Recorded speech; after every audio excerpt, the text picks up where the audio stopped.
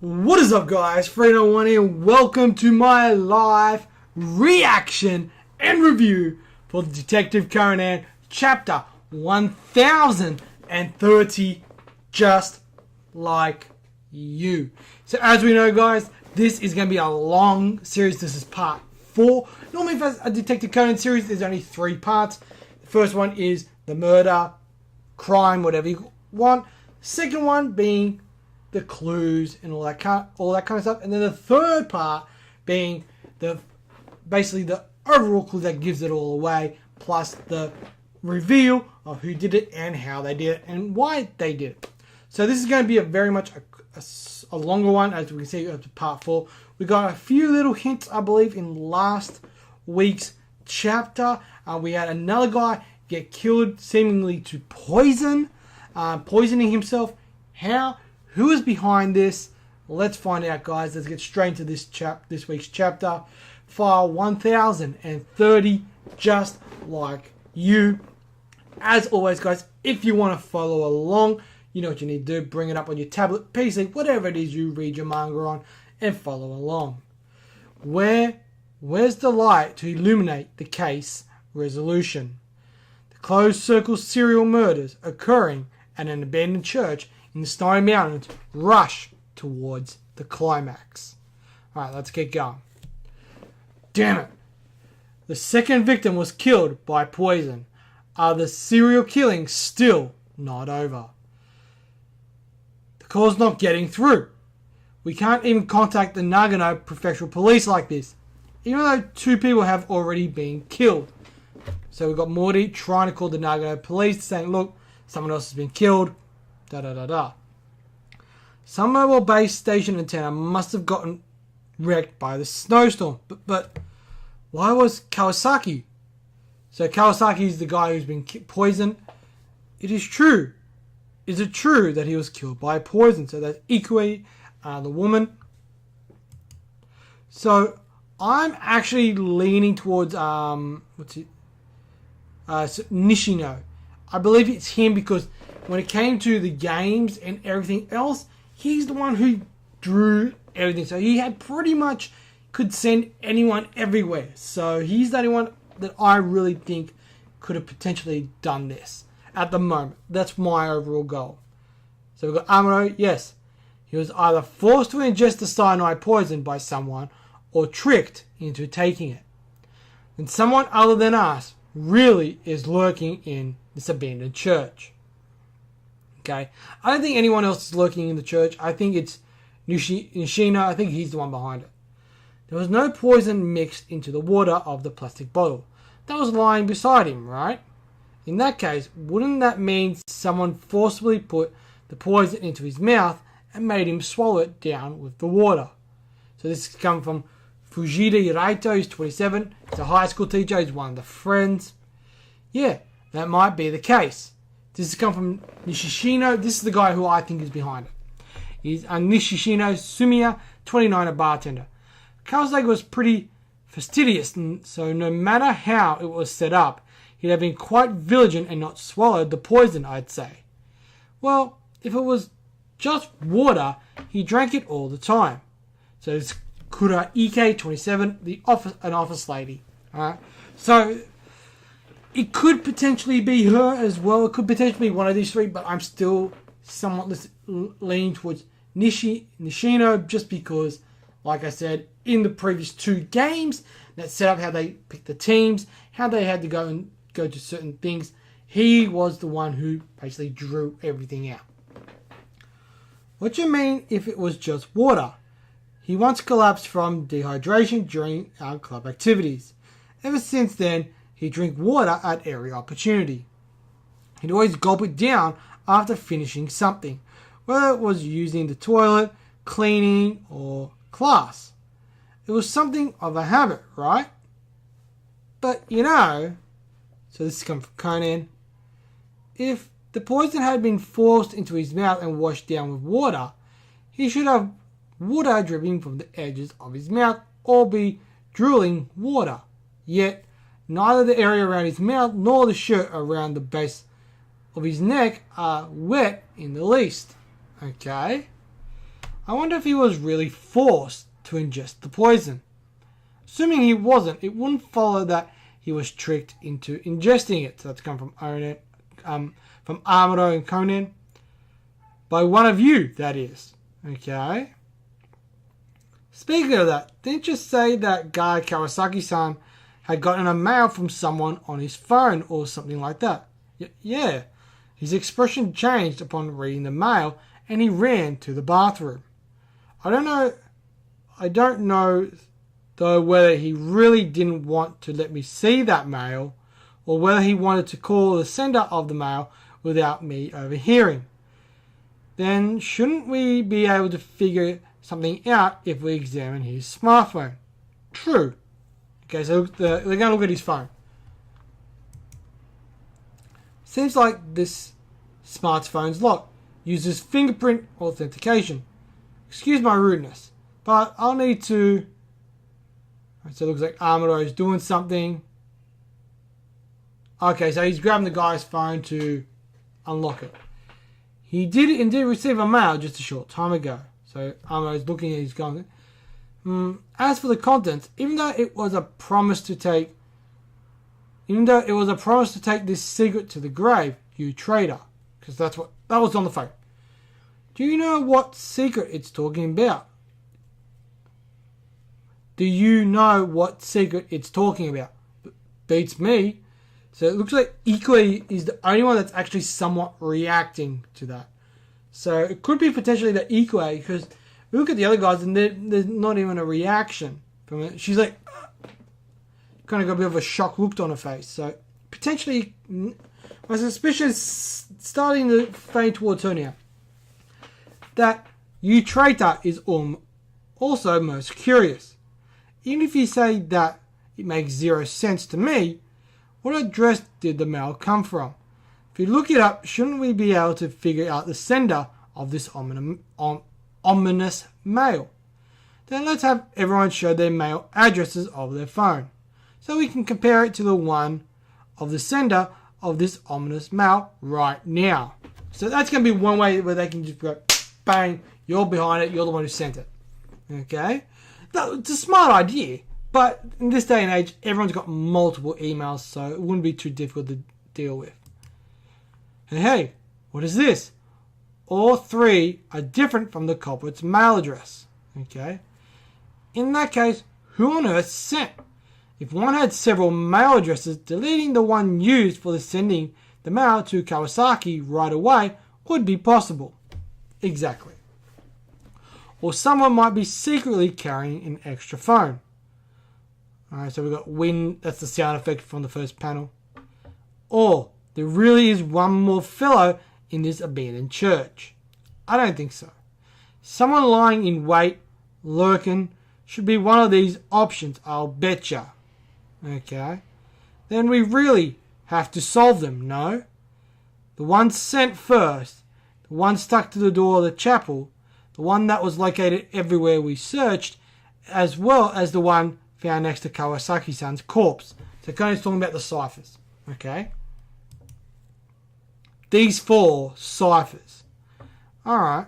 So one of the theories that we got from the very first chapter that I believe Mayte was the one who put it in my comments was that there was a Reddit where they were thinking along the lines of baseball. That the diamond there is where the bases are and stuff like that. So that is quite potential. I know Gosho has done that in the past. So it'll be interesting to see if that's a similar idea. Well, I do think it's connected to Nishihara Taisei-san, who is said to have committed suicide here. Was that guy, Nishihara-san, a classmate of yours as well? Yeah. So we've got Morty and that somewhat asking questions now that actually kind of makes sense. Given that this little tidbit, did you have anything else in common? For example, something like having a secret where you did some bad stuff together during your high school days. There's nothing like that. Okay, so he's kind of panicking a little bit. Talking about similarities, Wada, who was killed first in the restroom, Kawasaki, who got killed by poison in front of the bathroom just now, and Fujita here all went to Shinano University, but that's all. Right, so these guys all went to university, so that's the thing that links them. So it could potentially be that Fujita is the next one. Shinano University, isn't that pretty prestigious? Well, yes. Huh? There's something sticking to the identified part of the phone. It appears to be some kind of gel. This smell. Okay, so they can smell something. Honey. Alright, so something sweet honey. But why is there honey on? Oh my, you two. Seem to be pretty chummy with each other. Well, yeah. But well, we just sometimes meet each other at the Mori Detective Agency. For that, you're looking like an awfully close pair though. That spectacled boy seems pretty smart to boot. So, looks like Wada, is it what? Yeah, Wada's starting to catch on to Conan. He's just playing detective by mimicking what Mori-sensei is doing. It's merely a child's shallow wit after all. I see. But then, his future is really something to look forward to, ain't it? I love it how Bourbon's just covered for him. I love it. That's a really, really well done, Bourbon. I like it. Is it still not done? So we're at the Nagano Prefecture here now. They're still not able to remove the snow from the tunnel leading to that abandoned church. Yes, I didn't make them prioritise it, but at least it seems that the mobile base station antenna will be restored soon. I just hope nothing bad happens. That blonde man. If I recall correctly, I met him. Alright, so we got this guy, don't quite remember his name, but I know he's a really, really good detective. When I was studying at Toto University, I arranged to meet my brother, Hiromitsu, who had been taken in by relatives in Tokyo, at a cafe. That's right, the friend that Hiromitsu brought along. This is my best friend, Furia Rei-kun. He told me he wants to become a police officer just like you and me. Right? Oh, no way! The revelation. Fuji, I think it's, yeah. I think it's like Fujiwara or something like that. Yeah, this cop, his younger brother was Bourbon's partner. Okay? Don't tell me that the sender of my brother's shot through smartphone. Hello? It's been a while, Yamato. First Division Chief Corona! Ooh, it's Corona. Idiot. I'm not your First Division Chief anymore. Switch me over to Morofushi. I need to ask him something. Oh! Corona, man. It's been a while since we've seen him. Alright, so we've got Morofushi. Morofushi's this guy. Alright, I'm putting the P. Takome? What? Are you waiting for... What are you waiting for? Switch me over. Alright. Wait. No! We're not going to see what Kuroda wants to ask him. God damn it. Alright, so we're going back to the thing. I have no idea at all how to read these or where to even start. It'd be good if we had some kind of hint. Even if you say that, we've got nothing. It's pissing me off. Okay? If you'll just open your traps about that club thing you've been keeping under wraps, I reckon it could give a clue to get to the bottom of these ciphers. I don't mind telling you about it. Please don't laugh at us. People usually make fun of us when they hear this story. So it looks like Mori's phone's ringing. But Wada-kun, who got killed, first went to the restaurant where the bow gun was set up because of the lot that Nishio-kun drew. I don't know, wait a second. Oh yeah, I knew I missed a page. The phone call got through. Hello. This is Yamato from the Nagano Prefectural Police. Alright, so we've got Nagano here. Snow removal for the tunnel will be finished in about an hour. We'll be able to come get you in 3 hours. So stay put until then. Hey, wait! So he's just going, we're doing this! Boom! 3 hours we'll be there. Dunk! He said they'd be here to pick us up in 3 hours. So we should stay put until then. So 3 hours? Don't joke around. How am I supposed to stay put for 3 whole hours when there might be a murderer hiding in this place? So he's the one that's seriously panicking. Which is Nishino. He's the one that's seriously panicking at the moment. If we can just hang on for 3 hours, they'll come pick us up. Let's be patient until then. But in those 3 hours, someone else might get killed, you know? Okay.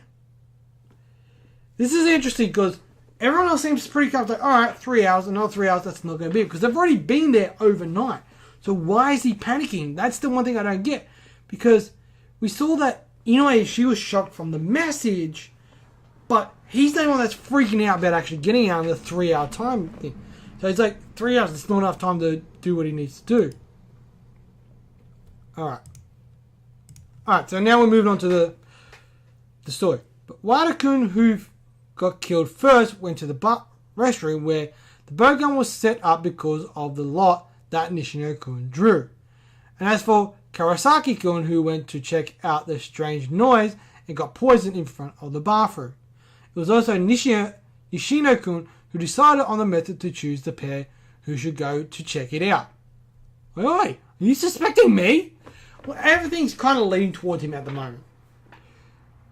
Hey, so Nishino-san was also the one who suggested the method used to decide that the pair of Nishino-san and Kawasaki-san would go to check things out. Yeah, he picked 3 boxes of mint and emptied out 2 of them. The pair who chose the box that was not empty should go to check things out. That's how we decided on it. Of course, the one who knows which one's the losing card, he should avoid drawing. Master Kogoro picked an empty box straight away. About that, I felt like I wouldn't lose, no matter which one I chose. Huh? You mean it was a trick? I'm not saying that, but... Hey! So you're all trying to set me up, is that it? So it looks like he's freaking out now because it's like everything's kind of pointing towards him as he's the one who's behind it. But it's strange, don't you think? Why do they call Master Kogoro a detective here? If they wanted to avenge that Nichihara Taisei who supposedly committed suicide here, it would have been enough to just call Yo. If you call a detective though, they'll only end up hampering you. Which makes complete and total sense. By the way, it was specifically mentioned in the letter to make sure you come in a group of 4, right? Including the 4 of us, 9 people were called here. So there might be some meaning behind the number 9. One of the benefits of having 9 people is that it'd be easier to make lots, I guess.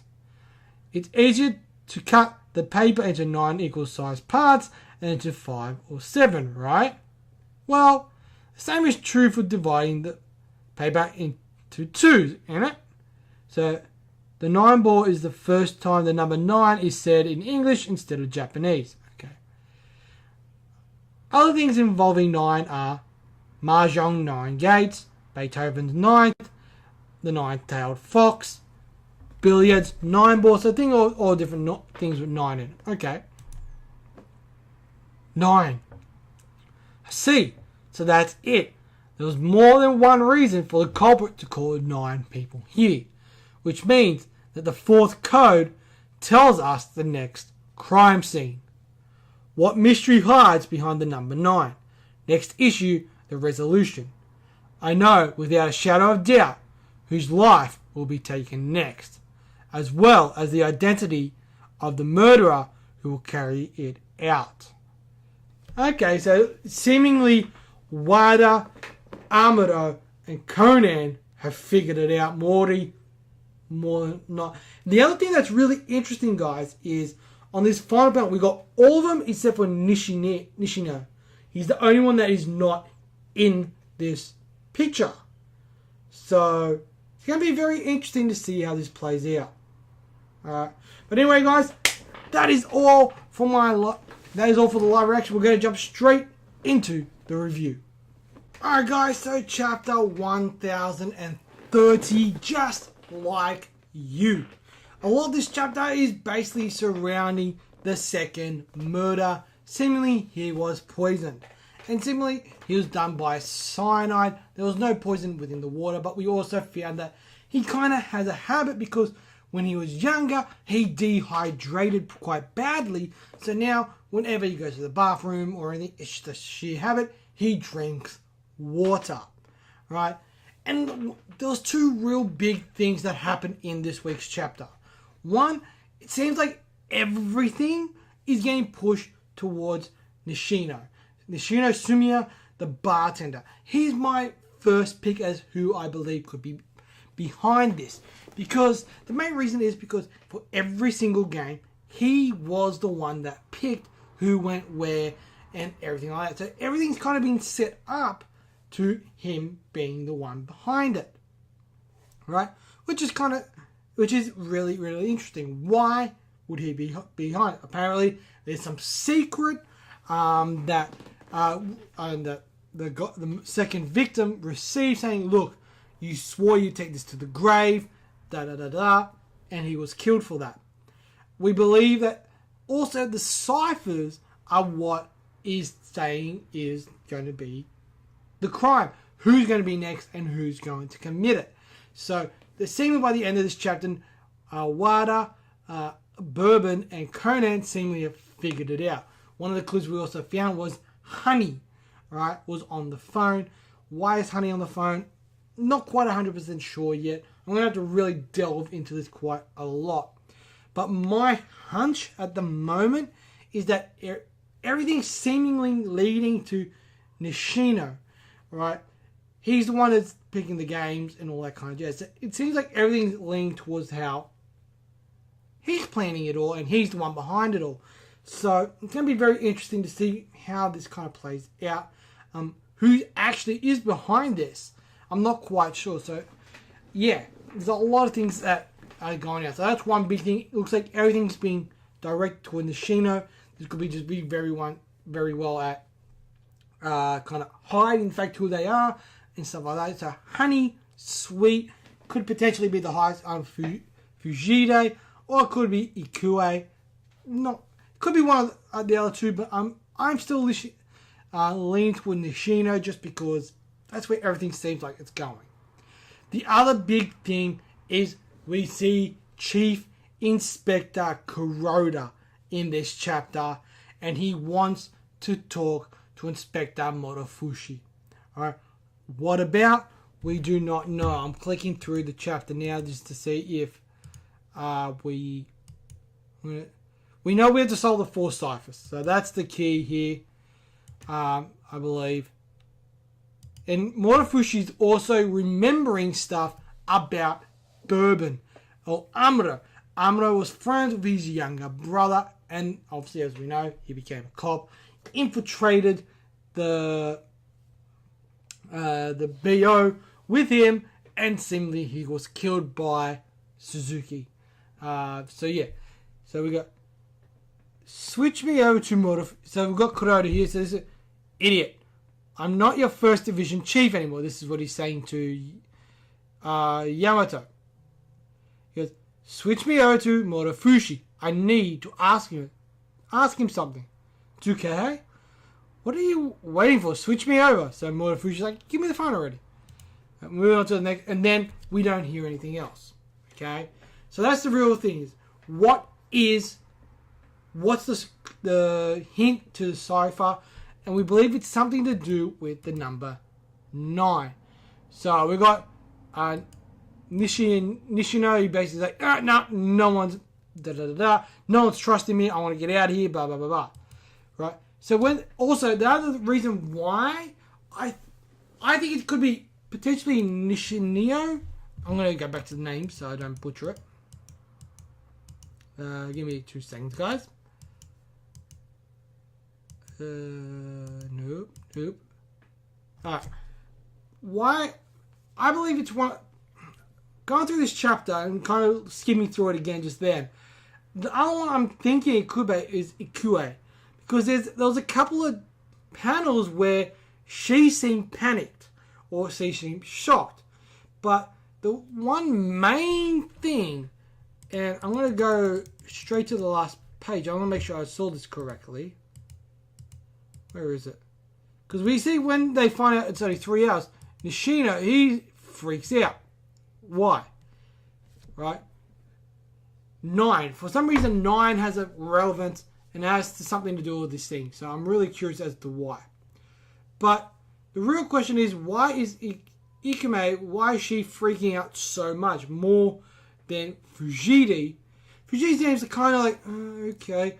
But Ikume there seems very, very shocked. There's, even a few pages back, there's one where, I'll find the page. No. It's before they find out that they got 3. Ah, yeah, here we go. So the panel is, he said they'd be here to pick us up in 3 hours. So we should stay put until then. 3 hours? Don't check around. So Nishino is freaking out with this one. So why is he freaking out when there's only 3 hours? And there's another panel. I just want to find it for you guys. Okay. It's on page 5. 1, 2, 3. Basically, after we see the message on the phone from the second victim, there's a panel where you've got Nishino and Fujita not really freaking out. They're like, okay. And then you see her mouth slightly opened. Alright? That could be hinting, oh shit. They saw the message, yada yada yada. So that's what I'm thinking, she could potentially be the actual murderer.